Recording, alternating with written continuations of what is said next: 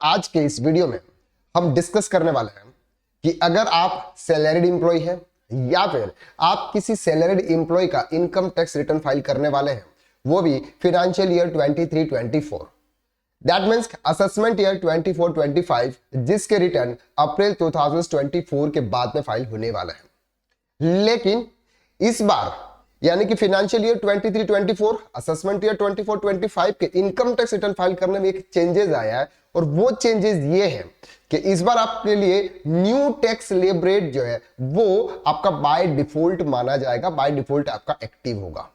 That means कि अगर आप कोई भी रिटर्न फाइल करोगे उसमें आपका जो भी कैलकुलेशन होगा आपके टैक्स का, वो आपके न्यू टैक्स रिजाइम से होगा।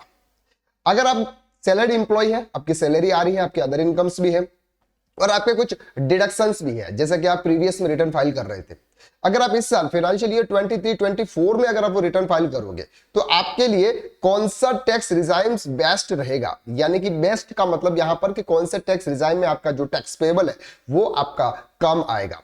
क्या ओल्ड टैक्स रिजाइम में आपको जाना चाहिए या फिर आपको न्यू टैक्स रिजाइम में जाना चाहिए, कौन सा बेस्ट रहेगा, ये आज हम इस क्लास के अंदर, इस वीडियो के अंदर डिटेल में डिस्कस करने वाला है।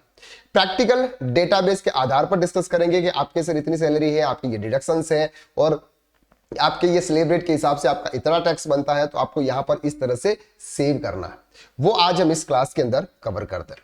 चलिए सबसे पहले हम बात करते हैं कि सर ओल्ड स्लैब रेट और न्यू टैक्स स्लैब रेट के बीच में क्या डिफरेंसेस है और किस किस तरह से टैक्स लेविड होता है। ओल्ड स्लैब रेट यानी कि अभी तक हम जो भी टैक्स स्लैब रेट करते थे, ओल्ड टैक्स रिजाइम की अगर हम बात करें तो अप टू 2.5 लाख रुपीस तक आपको कोई भी टैक्स पे नहीं करना पड़ता था, यानी कि 0 रुपीस का आपका टैक्स था 2.5 लाख रुपीस तक का। 2.5 लाख से 5 लाख के बीच में सर 5% का टैक्स था, वहां पर 12,500 रुपए का टैक्स था, जहां पर सेक्शन 87A की आपको रिबेट मिल जाती थी। दैट मीन कि अगर आपकी net total income up to ₹5 lakh है तो आपको कोई भी टैक्स पे नहीं करना पड़ता था। सेक्शन 87A में 12,500 रुपीज की रिबेट मिलती है। 5 लाख टू 10 लाख में आपका 20% है, 20% तो आपका है ही सही, साथ साथ में आपको ये भी पे करना पड़ेगा वहां पर अगर आपकी इनकम 5 लाख रुपीज से क्रॉस कर जाती है। 10 लाख टू अबोव है सर 30%, जो भी आपका टैक्स होगा उस पर 4% आपका एजुकेशन सेस ऐड किया जाएगा। ये हम बात करते हैं ओल्ड स्लैब रेट की।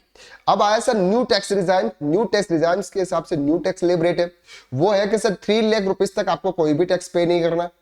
3 लाख टू 6 लाख 5% का टैक्स है, 6 लाख टू 9 लाख 10% का टैक्स है। लेकिन यहां पर हम बात करते हैं कि सर 7 लाख रुपीस तक अगर आपकी इनकम होती है तो 787 सेक्शन 87A के थ्रू आपको रिबेट मिल जाती है।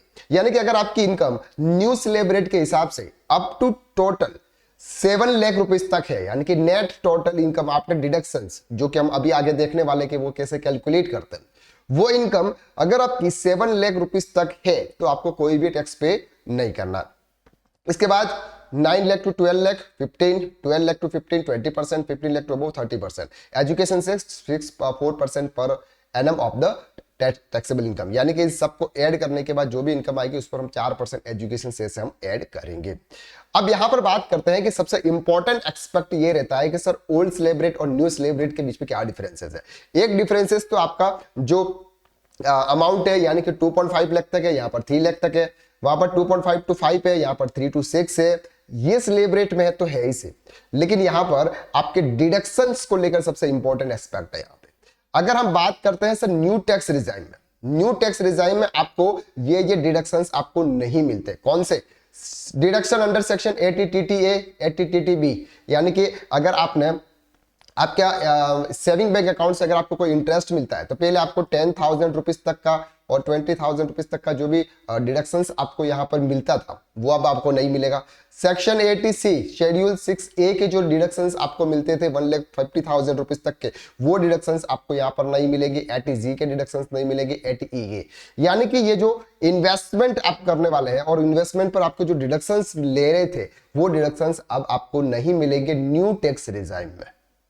अगर आपके ज्यादा टैक्स डिडक्शंस है तो वो हम समझेंगे आगे कहां पर जाना है। प्रोफेशनल टैक्स का जो डिडक्शंस मिलता है वो नहीं मिलेगा sir. Entertainment allowances, HRA, salaried employee को सर एचआरए किया जाता है। एचआरए वो अगर रेंट पर रहता है और किसी को रेंट पे करता है तो उसका एग्जामिशन लेता है। वो एग्जामिशन का कैलकुलेशन करने के बाद जो भी आता है वो एग्जामिशन उसको ओल्ड स्लैब रेट पे मिलता है, लेकिन यहां पर नहीं मिलता है। Leave travel and house helper allowances, children allowances, minor interest on house loan, self occupied vacant property। एक चीज और ध्यान, अगर आप न्यू स्लेब रेट अप्लाई करते हैं, न्यू टैक्स रिजाइम अगर आप अप्लाई करते हैं तो वहां अगर आपकी सेल्फ ऑक्यूपाइड प्रॉपर्टी है और सेल्फ ऑक्यूपाइड प्रॉपर्टी पर अगर आप होम लोन का इंटरेस्ट पे कर रहे हो तो उसका डिडक्शन आपको वहां पे नहीं मिलता। ये हम आगे देखेंगे अभी। Other special allowances, employer contribution to SPS account और donation to political parties. Normally बहुत सारे सैलरीड इंप्लॉय के पास में डिडक्शंस का कोई ऑप्शंस नहीं बचता है, तो वो क्या करते हैं सर, किसी पॉलिटिकल पार्टी को पेमेंट कर देते हैं और पॉलिटिकल पार्टी को पेमेंट करने के बाद 2 से 3%, 4% डिडक्ट करने के बाद 96% पैसा वो कैश में वापस ले लेते हैं। ऐसे बहुत सारे सैलरी इंप्लॉय करते हैं, लेकिन अब वो भी अगर आप न्यू टैक्स स्लैब रेट पे जाते हैं तो आप ये भी अप्लाई नहीं कर पाओगे। यानी कि ये जो आपका एक और जुगाड़ था जिसको हम बोल सकते हैं कि लास्ट में आपके पास में यही ऑप्शन बचता है, ये ऑप्शंस भी आपके अब न्यू टैक्स स्लैब रेट में रिजाइन में नहीं है। सर इसमें आपको कौन कौन से एग्जाम्पशन मिलते हैं? ट्रांसपोर्ट अलाउंसेस मिलता है, कन्वेंस अलाउंसेस मिलता है, ट्रैवल परक्यूसाइड्स ऑफिस पर्पस से अगर आपको कोई इंप्लॉयर आपको कोई सर्विस प्रोवाइड कर रहा है वो मिलेगा, वॉलंटरी रिटायरमेंट स्कीम मिलेगा सर, ग्रेजुटी अगर कोई है तो उसका एग्जाम्पशन आपको मिलेगा, leave encashment, interest on home loan और लेट आउट प्रॉपर्टी। अब यहां पर सर हाउस प्रॉपर्टी हेड के अंदर अंडर सेक्शन 24 सबसेक्शन बी के अंदर आपको इंटरेस्ट मिलता है। वो इंटरेस्ट है कि अगर आपने हाउस लोन लिया हुआ, हाउस लोन का जो इंटरेस्ट है वो इंटरेस्ट अगर आप पे कर रहे हो और वो प्रॉपर्टी आपने किसी को रेंट पर दे रखी है तो उसका इंटरेस्ट आपको न्यू टैक्स रिजाइम में मिलेगा। क्लियर? और वो भी कोई लिमिट नहीं है उसकी, जितना भी आपने इंटरेस्ट पे किया उतना मिलेगा। लेकिन ओल्ड टैक्स स्लैब रेट के हिसाब से अगर हम बात करें तो आपके सेल्फ ऑक्यूपाइड पर भी आपको इंटरेस्ट मिलता था अप टू ₹2 लाख तक, वो भी अब देखेंगे यहाँ पे। Gift up to ₹5,000, contribution, additional employee cost, standard deduction, family pension और deduction deposit, Agniveer corpus fund section 80 CCS subsection 2। ये डिडक्शंस आपको नहीं मिलेंगे, ये डिडक्शंस आपको मिलेंगे। इसका स्क्रीनशॉट ले लें ताकि आप उसको कंपेयर कर सकें। अब हम बात करते हैं एक प्रैक्टिकल डेटाबेस के आधार पर। फॉर एग्जांपल एक पर्सन है मिस्टर राम, फॉर एग्जांपल एक पर्सन है मिस्टर राम जिसकी बेसिक सैलरी है सर 5,80,000 पूरे साल की, financial year 23-24, assessment year 24-25। DNS allowances sir उनको 3 लाख का रुपए मिला है, हाउस रेंट अलाउंसेस 3 लाख है और चिल्ड्रन एजुकेशन अलाउंसेस उनको मिला है सर 3,600 रुपीज। टोटल अगर उनकी इनकम माने तो 11,83,600 उनकी ग्रॉस टोटल इनकम है। इसके बाद उनकी सर अदर इनकम भी है, interest from saving bank account sir 12,500 का ये, और डिविडेंड इनकम है ₹10,000, उन्हें कहीं पे शेयर में इन्वेस्ट किया था वहां से उनको डिडक्शंस मिल रही है। तो टोटल इनकम अगर हम मिलाए तो 12,06,100, 12,06,100 रुपीज की उनकी इनकम है। अब इनका डिडक्शन कौन कौन से हैं जो एक्चुअल में ATCCD के डिडक्शन है 1,50,000, ATCCB1 नोटिफाइड पेंशन स्कीम में उन्होंने 50,000 रुपीज जमा किए, इंटरेस्ट ऑन होम लोन में सर उन्होंने 1 लाख रुपए पे किए, इंटरेस्ट पे किया, प्रोफेशनल टैक्स 2500 का पे किया, इंप्लॉयर कंट्रीब्यूशन एनपीएस में सर 90,000 जमा किए और डोनेशन टू पॉलिटिकल पार्टी उन्होंने 1 लाख का डोनेशन दिया हुआ। ये ऐसे उन्होंने एक इंप्लॉय ने ये डिडक्शंस लिए हुए, यानी कि ये इन्वेस्टमेंट उन्होंने किया हुआ। इसके हिसाब से अगर हम टैक्स कैलकुलेशन करते हैं तो कैसे होता है, सबसे पहले बात करते हैं यहां पर, ये आपका ओल्ड टैक्स रिजाइम है, ये आपका न्यू टैक्स रिजाइम है, ध्यान से समझना। बेसिक सैलरी सर दोनों में टैक्सेबल है, फुली टैक्सेबल है, तो 5,80,000 यहां पर भी टैक्सेबल और 5,80,000 यहां पे भी टैक्सेबल। डीएनएस अलाउंसेस दोनों में टैक्सेबल है सर, 3 लाख रुपीज यहां पर भी है, 3 लाख रुपीज यहां पर भी है। एचआरए की अगर हम बात करते हैं तो sir HRA old tax regime में आपको डिडक्शन एग्जामिशन मिलता है, वो एग्जामिशन आप कैलकुलेशन करते हो एरिया के हिसाब से, आपकी सैलरी के हिसाब से, आप जितना रेंट पे करे उसके हिसाब से। फॉर एग्जांपल उन्होंने 1,20,000 रुपीज का एग्जामिशन मिला, तो 1,20,000 हमारा जो टोटल अमाउंट था ये कितना था सर, 3 लाख रुपीज का एचआरए था, उसमें से 1,20,000 माइनस कर देते हो तो टैक्सेबल एचआरए आपका कितना हो गया, 1,80,000। ओके, लेकिन यहां पर आपको एचआरए का एग्जाम्पशन नहीं मिलता, इसलिए 3 लाख रुपीज आपकी टोटल इनकम टैक्सेबल में आएगी। चिल्ड्रन चाइल्ड एजुकेशन अलाउंसेस आपको मिलता है, तो वो एजुकेशन अलाउंसेस आपको कितना मिला है सर, 3600 मिला हुआ है, 100 rupees per child per month up to 2 child, यानी कि दिन के 200, महीने के 200 के हिसाब से साल के कितने हुए सर? 2400 रुपए। तो 2400 रुपए का डिडक्शन आपको ओल्ड स्लैब रेट में मिलता है, लेकिन न्यू स्लैब रेट में आपको नहीं मिलेगा। तो 3600 आपकी फुली इनकम टैक्सेबल होगी, और यहाँ पर आपको 2400 माइनस करने के बाद सर 1200 रुपए आपके टैक्सेबल होंगे। दोनों के हिसाब से यहाँ पर आपकी ग्रॉस टोटल इनकम आती है सर, ग्रॉस सैलरी 10,61,200 और इनकी आती है सर 11,83,600। अब आपको यहाँ पे सैलरी के अंदर डिडक्शंस मिलते हैं, स्टैंडर्ड डिडक्शंस आपको न्यू स्लैब रेट में और स्लैब रेट में दोनों में आपको 50,000 रुपीज का डिडक्शंस आपको यहाँ पे मिलता है। और प्रोफेशनल टैक्स का डिडक्शंस आपको ओल्ड स्लैब रेट में मिलता है, लेकिन न्यू स्लैब रेट में आपको डिडक्शंस नहीं मिलता। इसके हिसाब से अगर हम बात करें नेट सैलरी, ग्रॉस सैलरी में से हम कुछ डिडक्शंस यहाँ पर माइनस कर देते हैं, वो माइनस करने के बाद सर आपकी नेट सैलरी आती है। नेट सैलरी सर यहाँ पर आ रही है सर 10,08,700 और यहाँ पर आ रही है 11,33,600। ये हम ओल्ड और न्यू दोनों को कंपेयर कर रहे हैं, जिससे आपको पता चल जाएगा कि सर आपके लिए कौन सा बेस्ट होगा। इसके बाद अदर इनकम हमने अभी देखी यहाँ पर 22,500, 22,500। तो अदर इनकम मिला के सर ग्रॉस टोटल इनकम, यानी कि ग्रॉस टोटल इनकम कब आती है? आपके सभी हेड की नेट इनकम को अगर हम ऐड करते हैं, सभी हेड की नेट इनकम को अगर हम ऐड करते हैं तो ग्रॉस टोटल इनकम आती है। तो ग्रॉस टोटल इनकम आपकी कितनी है sir? 10,31,200 as per old tax regime और 11,11,100 रुपीज आपकी न्यू टैक्स रिजाइम के हिसाब से। अब डिडक्शंस की बात करते हैं सर, उन्होंने एटीसी, एटीसीसी, एटीसीसीडी यानी कि शेड्यूल 6A के हिसाब से डिडक्शंस लिया है, तो यहां पर आपको 1,50,000 रुपीज के डिडक्शंस मिल जाएंगे ओल्ड स्लैब रेट, लेकिन यहां पर आपको डिडक्शंस नहीं मिलेंगे। एटीसीसीडी में नोटिफाइड पेंशन स्कीम में सर 20,000 रुपीज तो यहां पर मिल जाएंगे। Interest on home loan sir उन्होंने 1 लाख जमा किया तो ओल्ड टैक्स रिजर्व में आपको डिडक्शंस मिलता है, लेकिन यहां नहीं मिलेगा। Eighty CCD employer contribution national pension scheme, national pension scheme में अगर एम्प्लॉयर ने कंट्रीब्यूशन किया तो उसका डिडक्शंस आपके न्यू टैक्स रिजर्व में भी मिलता है।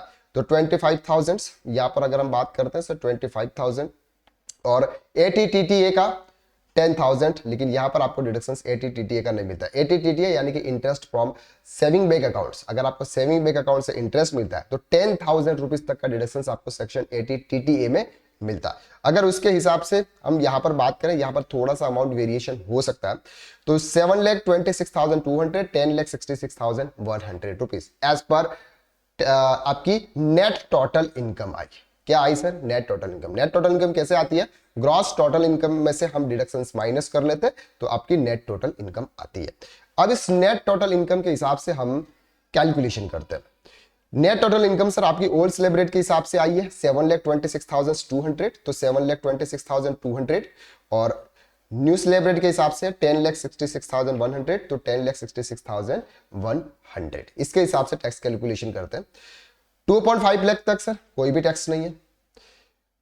2.5 लाख से 5 लाख के बीच में सर 2.5 लाख है, 2.5 लाख पर 5% 12,500। अब सर आपकी जो नेट टोटल इनकम है ये 5 लाख रुपीज के क्रॉस कर गई है। क्या कर गई है? 5 लाख रुपीज को क्रॉस कर गई है, इसलिए ये इसका सेक्शन 87A में रिबेट आपको नहीं मिलेगा। ठीक, 5 लाख टू 7,26,200 यानी कि 2,26,200 पे 20% 45,240, दोनों को हम ऐड करते 57,740। एजुकेशन से 4% सर इस पे कैलकुलेट होगा 2,310, तो टोटल टैक्स आया सर आपका 6,650, यानी कि इतना टैक्स इस ओल्ड स्लैब रेट के हिसाब से आपको पे करना है। लेकिन यहां पर अगर हम बात करते हैं न्यू स्लैब रेट के हिसाब से, 3 लाख पर आपको कोई भी टैक्स नहीं है। 3 to 6 लाख यानी 3 लाख पर 5% के हिसाब से 15% टैक्स, 15,000 का टैक्स है। 6 लाख टू 9 लाख 30,000 का टैक्स है। 9 लाख टू 10,66,100 यानी कि 1,66,100 पर 15% का टैक्स है, जो कि 24,915 आता है। तीनों को ऐड करो तो ये आता है सर 69,915, उस पर 4% एजुकेशन से ऐड करो तो 2,800, 72,215 और इसमें आता है सर 60,050, यानी कि ये आपके लिए अभी सही है। This is the best for you.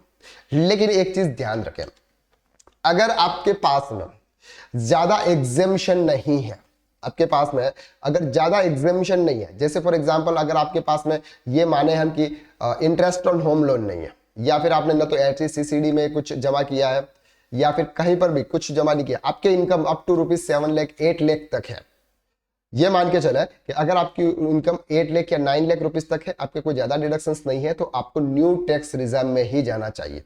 New tax regime में इसलिए जाना चाहिए कि वहां पर अगर हम टैक्स कैलकुलेशन के हिसाब से कैलकुलेट करते हैं स्लैब रेट के हिसाब से, तो आपका कम टैक्स बनता है। और यहां पर अगर हम बात करते हैं तो ज्यादा टैक्स बनता है, क्योंकि 5 लाख टू 20 लाख 5 टू 10 लाख के बीच में 20% टैक्स है, लेकिन यहां पर आपके 6 टू 9 के बीच में 15% टैक्स है। तो वहां पर आपका जो 5% का जो टैक्स है वो रिड्यूस हो जाता है। और 7,50,000 रुपीज तक की अगर आपकी सैलरी इनकम है तो आपकी पूरी तरह से एग्जेम्प्टेड है, क्योंकि 7 लाख तक का सेक्शन 87A के थ्रू आपको रिबेट मिल जाती है न्यू टैक्स रिजाइम में। तो ये कंपैरिजन हमने आज समझा और आपको क्लियर हो गया होगा कि सर हमारे लिए कौन सा ऑप्शन बेस्ट है, हमारे लिए कौन सा ऑप्शन सही नहीं है, यानी कि किस ऑप्शन में हमको ज्यादा टैक्स पे करना पड़ेगा और किस ऑप्शन में आपको कम टैक्स पे करना पड़ेगा। अभी by default new tax regime है, अगर आप ओल्ड टैक्स रिजाइम में जाना चाहते हो तो आपको वो अप्लाई करना होगा, आपको एक फॉर्म फाइल करना होगा और वो फॉर्म आपको फाइल करके आपको ओल्ड टैक्स रिजाइम में आप जा सकते हो। तो आज के लिए बस इतना, नेक्स्ट वीडियो में हम फिर मुलाकात करते हैं, तब तक के लिए थैंक यू सो मच। जय श्री राम।